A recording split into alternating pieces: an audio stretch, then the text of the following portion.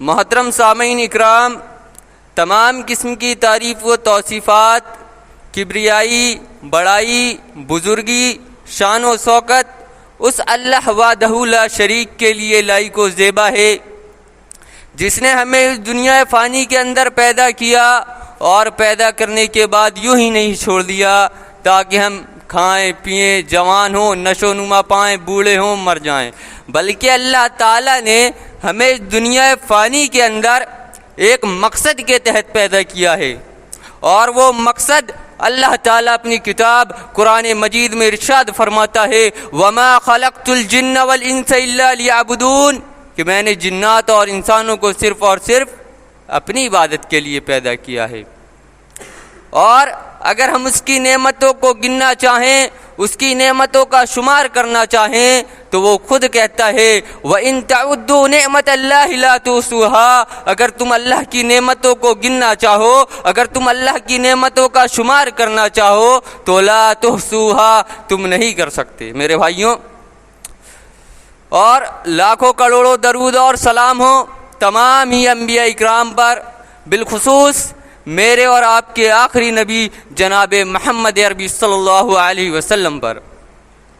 محترم حضرات، میرا موضوع ہے جہنم اور جہنم سے آزادی کے اسباب۔ جہنم بڑی خطرناک جگہ ہے، اور دنیا کے اندر جہنم میں جانا کوئی پسند نہیں کرتا۔ یہ جتنی محنتیں ہو رہی ہیں، یہ جتنی کوششیں ہو رہی ہیں، کس لیے؟ نمازیں پڑھ رہے ہیں، کس لیے؟ جہنم سے بچ جائیں۔ روزے رکھے جا رہے ہیں، کس لیے؟ جہنم سے بچ جائیں۔ حج کر رہے ہیں، کس لیے؟ جہنم سے بچ جائیں۔ تو میرے بھائیوں، ہماری اور آپ کی ساری عبادت کس کے لیے؟ جہنم سے بچنے کے لیے۔ اور محترم حضرات، ایک آدمی گنہگار ہو، خطا کار ہو، شرابی ہو، جواری ہو، کبابی ہو، چرسی ہو، وہ بھی جہنم سے جانے میں ڈرتا ہے، جہنم میں جانا اس کو پسند نہیں۔ تو جہنم بڑی خطرناک جگہ ہے۔ گفتگو کرنے سے پہلے میں آپ کو ایک حدیث سنانا چاہتا ہوں۔ حدیث کے اندر آتا ہے کہ ایک مرتبہ جہنم اللہ تعالیٰ سے شکایت کرتی ہے کہ اقال بعضی بعض، میرا دم گھٹ رہا ہے، میرا بعض کو کھا رہا ہے۔ حدیث کے اندر آتا ہے کہ اللہ تعالیٰ نے اسے 2 سانسیں لینے کی اجازت دی۔ جب وہ ایک مرتبہ سانس لیتی ہے تو دنیا کے اندر سردی ہو جاتی ہے، اور جب سانس چھوڑتی ہے تو دنیا کے اندر گرمی ہو جاتی ہے۔ جہنم بڑی خطرناک جگہ ہے۔ جہنم کا ذکر آتا تو آپ صلی اللہ علیہ وسلم اپنا چہرہ پھیر لیا کرتے۔ حضرت عدی بن حاتم وہ بیان کرتے ہیں کہ آپ صلی اللہ علیہ وسلم کے سامنے جہنم کا ذکر آیا تو آپ صلی اللہ علیہ وسلم نے اپنا چہرہ پھیر لیا اور فرمایا اتقوا النار ولو بشق التمر، تم جہنم کی آگ سے بچو، خواہ وہ کھجور کی آدھی گٹھلی یا اس سے کم ہی کیوں نہ ہو، یعنی صدقہ کر کے۔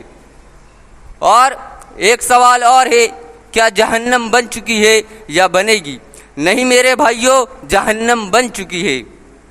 جیسے کہ آپ صلی اللہ علیہ وسلم نے ارشاد فرمایا اذا دخل رمضان فتحت ابواب الجنہ وغلقت ابواب النار، جب رمضان کا مہینہ آتا ہے تو جنت کے دروازے کھول دیے جاتے ہیں اور جہنم کے دروازے بند کر دیے جاتے ہیں۔ اس سے معلوم ہوا کہ جہنم بن چکی ہے۔ جہنم کیسی ہے؟ جہنم کا جو مرکزی عذاب ہے وہ کیا ہے؟ میرے بھائیوں، جہنم کے اندر بچھو بھی ہے، سانپ بھی ہے، طرح طرح کی چیزیں ہیں، لیکن جہنم کا جو مرکزی عذاب ہے وہ آگ ہے، اور وہ معمولی آگ نہیں، دنیا کی آگ سے 69 درجے زیادہ گرم ہے۔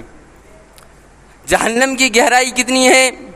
حدیث کے اندر آتا ہے کہ آپ صلی اللہ علیہ وسلم بیٹھے ہوئے تھے، اچانک ایک دھماکہ ہوتا ہے۔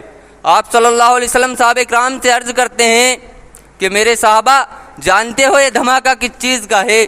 صحابہ کرام نے عرض کیا اللہ اور اس کے رسول زیادہ جانتے ہیں۔ تو آپ صلی اللہ علیہ وسلم نے انہیں بتایا کہ 70 سال پہلے جہنم کی طرف ایک پتھر چھوڑا گیا تھا جو کہ 70 سال کے بعد جہنم کی تہہ میں جا کر گرا۔ جہنم کی گہرائی کتنی ہے؟ 70 سال کی مسافت ہے، اور کوئی معمولی جگہ نہیں ہے۔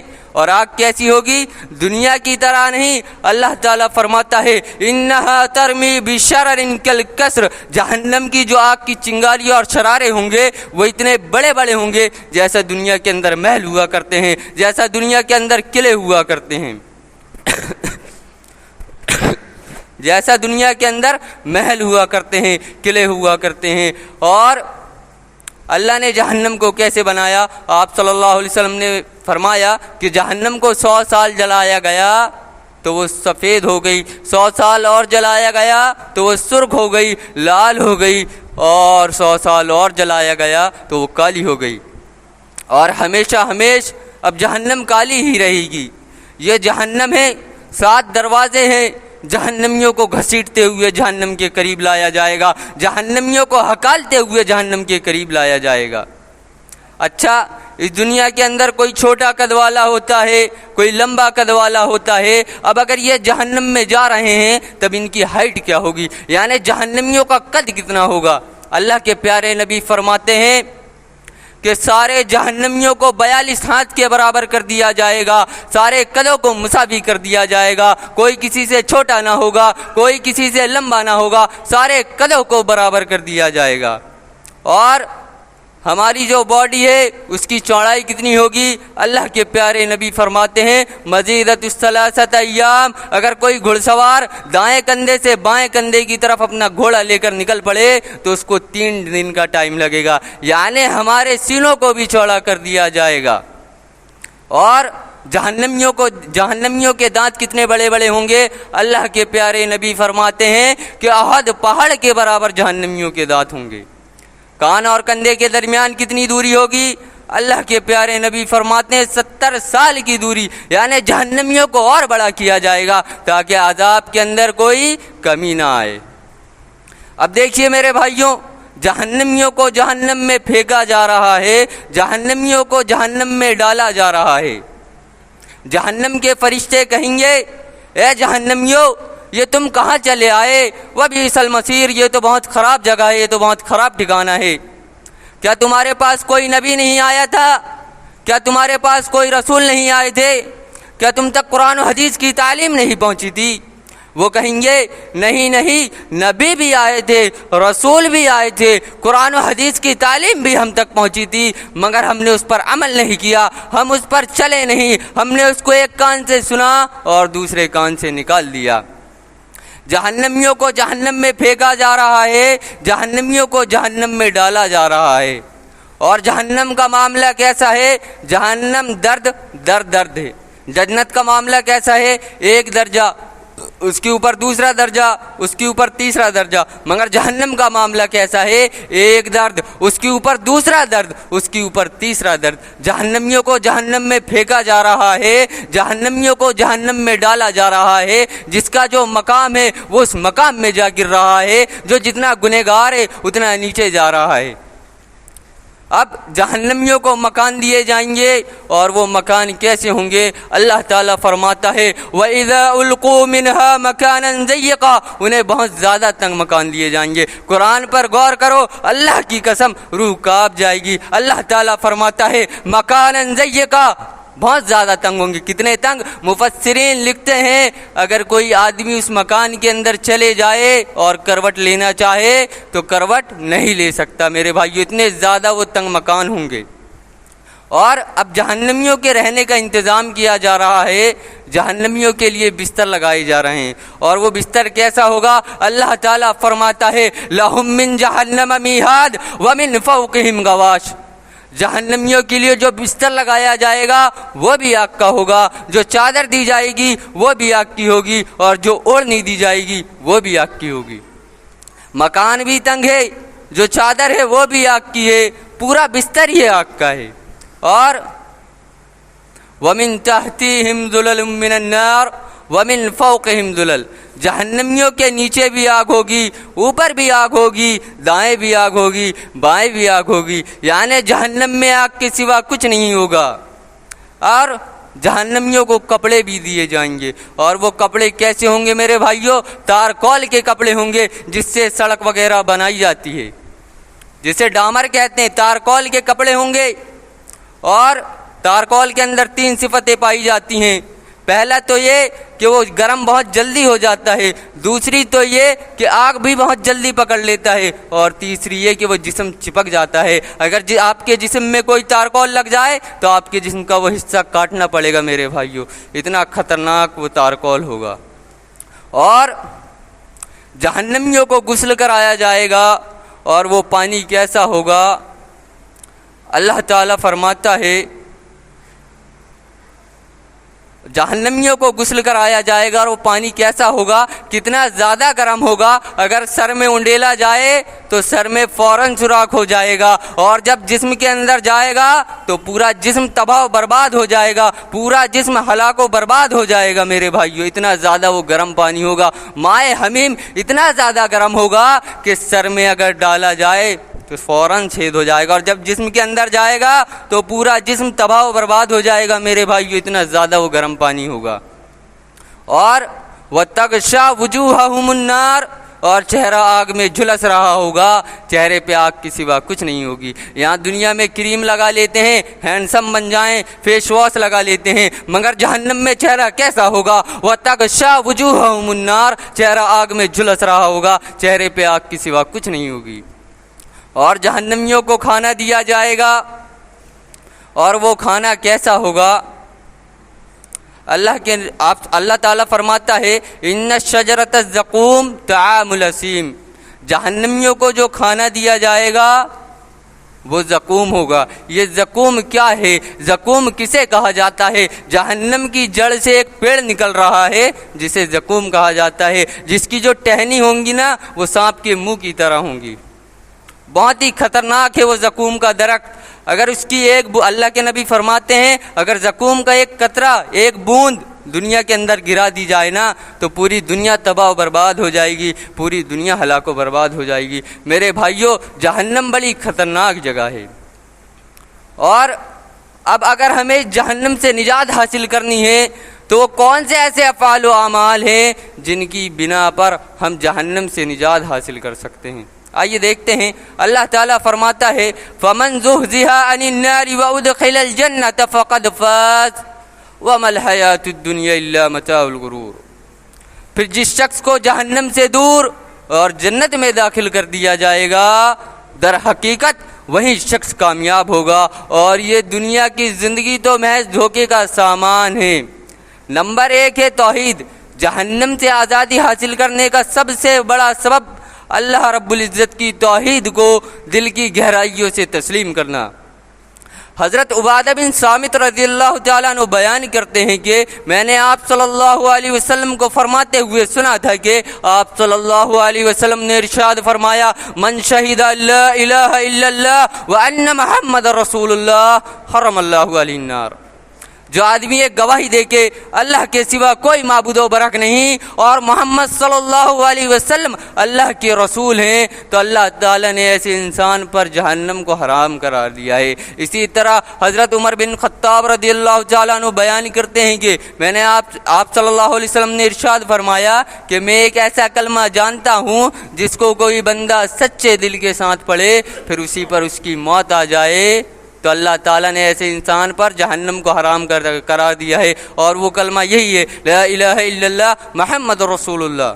اور اسی طرح حضرت اعتبان رضی اللہ تعالیٰ عنہ بیان کرتے ہیں کہ آپ صلی اللہ علیہ وسلم نے ارشاد فرمایا جو بندہ محض اللہ کی رضا کی خاطر یہ کہتا ہے کہ اللہ کے سوا کوئی معبود و برحق نہیں، تو اللہ تعالیٰ نے ایسے انسان پر بھی جہنم کو حرام قرار دیا ہے۔ میرے بھائیوں، ان تمام احادیث سے ثابت ہوتا ہے کہ توحید باری تعالیٰ کا دل سے اقرار کرنا جہنم سے آزادی حاصل کرنے کا سبب بنتا ہے، اور توحید کی ضد شرک جو کہ جہنم میں داخل ہونے کا سبب بنتا ہے۔ جیسا کہ حضرت جابر رضی اللہ تعالیٰ عنہ بیان کرتے ہیں کہ آپ صلی اللہ علیہ وسلم کے پاس ایک آدمی آیا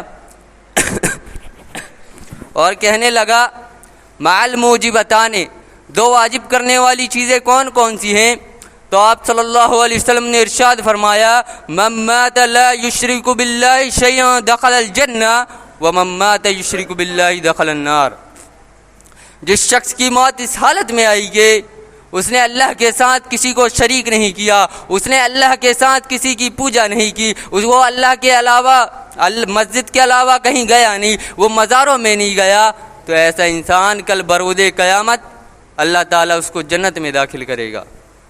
اور جس شخص کی موت اس حالت میں آئی کہ اس نے اللہ کے علاوہ اپنے دوسروں کو ساجی بنایا، بتوں کی پوجا کی، دیوی دیوتاؤں کی پوجا کی، تو اللہ تعالیٰ ایسے انسان کو کل بروز قیامت جہنم میں داخل کرے گا میرے بھائیوں۔ اور توحید اور شرک دو متضاد چیزیں ہیں، یہ دونوں کسی ایک انسان پر جمع نہیں ہو سکتی ہیں۔ اگر کوئی توحید کو ماننے والا ہے تو اس کے اندر شرک نہیں ہو سکتا میرے بھائیوں۔ نمبر 2 ہے اخلاص۔ جہنم سے آزادی حاصل کرنے کا دوسرا سبب اخلاص ہے، جس کے معنی ہر عبادت کو خالصتاً اللہ کی رضا کے لیے سر انجام دینا، ریاکاری اور دکھاوے سے بچنا۔ آپ صلی اللہ علیہ وسلم نے ارشاد فرمایا، جو بندہ اللہ تعالیٰ سے قیامت میں اس حالت میں ملے گا کہ اس نے محض اللہ کی رضا کے خاطر یہ کہا تھا کہ اللہ کے سوا کوئی معبود و برحق نہیں اور محمد صلی اللہ علیہ وسلم اللہ کے رسول ہیں، تو اللہ تعالیٰ نے ایسے انسان پر جہنم کو حرام قرار دیا ہے۔ اور اس کے برعکس ریاکاری، دکھاوا، تعریف سننے کی خواہش یا کسی دنیاوی غرض کا حصول مقصود ہو تو یہ چیز انسان کو جہنم میں لے جاتی ہے، جیسا کہ حضرت ابو ہریرہ رضی اللہ تعالیٰ عنہ بیان کرتے ہیں کہ آپ صلی اللہ علیہ وسلم نے ارشاد فرمایا، جہنم میں سب سے پہلے جن 3 لوگوں کو پھینکا جائے گا، جن 3 لوگوں کو ڈالا جائے گا، وہ ریاکاری کرنے والے ہوں گے۔ پہلا شخص مجاہد ہوگا جس نے جہاد کیا اللہ کے راستے میں، اللہ تعالیٰ اسے اپنی نعمتیں یاد دلائے گا اور وہ انہیں یاد کر لے گا۔ پھر اللہ تعالیٰ اس سے پوچھے گا، بتا تو نے ان نعمتوں میں سے کیا عمل کیا؟ وہ جواب دے گا، اے اللہ میں تیرے راستے میں قتل کرتے کرتے شہید ہو گیا۔ اللہ تعالیٰ کہے گا، کذبتا، تو جھوٹ بولتا ہے، تو نے تو قتل صرف اس لیے کیا کہ لوگ تجھے مجاہد کہیں۔ اور پھر اسے چہرے کے بل گھسیٹ کر جہنم میں پھینک دیا جائے گا۔ پھر دوسرا شخص لایا جائے گا جس نے علم حاصل کیا اور لوگوں کو اس کی تعلیم دی۔ پھر اللہ تعالیٰ اسے بھی اپنی نعمتیں یاد دلائے گا اور وہ انہیں یاد کر لے گا۔ پھر اللہ تعالیٰ اس سے پوچھے گا، بتا تو نے ان نعمتوں میں سے کیا عمل کیا؟ وہ جواب دے گا، اے اللہ میں نے تیری رضا کے خاطر علم حاصل کیا اور تیری رضا کے خاطر قرآن کو بھی پڑھا اور پھر لوگوں کو اس کی تعلیم دی۔ اللہ تعالیٰ کہے گا، کذبتا، تو جھوٹ بولتا ہے، تو نے تو علم صرف اس لیے حاصل کیا کہ لوگ تجھے عالم کہیں۔ پھر قرآن کو اس لیے پڑھا کہ لوگ تجھے قاری کہیں۔ پھر اسے بھی چہرے کے بل گھسیٹ کر جہنم میں پھینک دیا جائے گا۔ نمبر 3 پر ہے مالدار۔ اللہ تعالیٰ اسے بھی اپنی نعمتیں یاد دلائے گا اور وہ انہیں یاد کر لے گا۔ پھر اللہ تعالیٰ اس سے پوچھے گا، بتا تو نے ان نعمتوں میں سے کیا عمل کیا؟ وہ جواب دے گا، اے اللہ تیری رضا کے خاطر تجھے جہاں کہیں پسند تھا خرچ کرنا، میں نے وہاں پہ خرچ کیا۔ اللہ تعالیٰ کہے گا، کذبتا، تو جھوٹ بولتا ہے، تو نے تو خرچ صرف اس لیے کیا کہ لوگ تجھے مالدار کہیں۔ چنانچہ ایسے ہی کہا گیا۔ پھر اللہ تعالیٰ اس کے متعلق بھی حکم دے گا کہ اسے بھی چہرے کے بل گھسیٹ کر جہنم میں پھینک دیا جائے۔ نمبر 3 پر ہے دعا۔ جہنم سے آزادی حاصل کرنے کا دوسرا سبب دعا، تیسرا سبب دعا ہے، یعنی اللہ تعالیٰ سے دعا کرتے رہنا کہ وہ جہنم سے اپنی پناہ میں رکھے اور اس کے عذاب سے بچائے۔ عباد الرحمن کی صفت میں اللہ تعالیٰ ایک صفت یوں بیان فرماتا ہے، والذین یقولون ربنا اصرف عنا عذاب جہنم ان عذابها کان غراما انہا ساءت مستقرا ومقاما۔ اور جو لوگ یہ دعا کرتے ہیں کہ ہمارے رب تو ہمیں جہنم سے پرے ہی پرے رکھ، دور ہی دور رکھ، کیونکہ اس کا عذاب چمٹ جانے والا ہے، یہ ٹھہرنے اور رہنے کے لحاظ سے بہت ہی بدترین جگہ ہے۔ لہذا رحمان کے بندوں کو چاہیے کہ وہ جہنم سے نجات کے لیے اللہ تعالیٰ سے دعا کرتے رہیں۔